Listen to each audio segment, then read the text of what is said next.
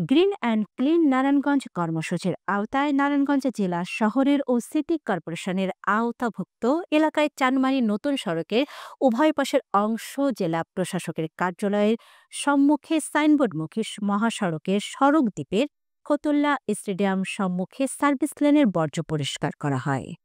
মনিরুল ইসলামের রিপোর্ট। ৪টি ট্রাক, একটি বুলডোজার ক্রমাগত কাজ করে সড়ক ও সড়ক দ্বীপের বর্জ্য পরিষ্কার করে। অভিযানে নেতৃত্ব দেন জেলা প্রশাসনের এক্সিকিউটিভ ম্যাজিস্ট্রেট মোহাম্মদ রাশেদ খান। চানমারি নতুন সড়কের পার্শ্ব হতে চানমারি নতুন সড়কের তল্লা এলাকার গাছ রোপণের এলাকা হতে জেলা আনসার কমান্ডেন্টের দপ্তরের সামনে হতে হাজীগঞ্জগামী রাস্তার জেলা আনসার কর্তৃক গাছ রোপণের এলাকা হতে জেলা প্রশাসকের কার্যালয় সম্মুখস্থ সাইনবোর্ডমুখী মহাসড়কের সড়ক দ্বীপের থেকে ফতুল্লা স্টেডিয়াম সম্মুখস্থ সার্ভিস লেন হতে বর্জ্য অপসারণ করা হয়। এ সময় রাস্তা সংলগ্ন এলাকাবাসীকে নগরের পরিচ্ছন্নতা রক্ষায় সচেতন ও উদ্বুদ্ধ করা হয়।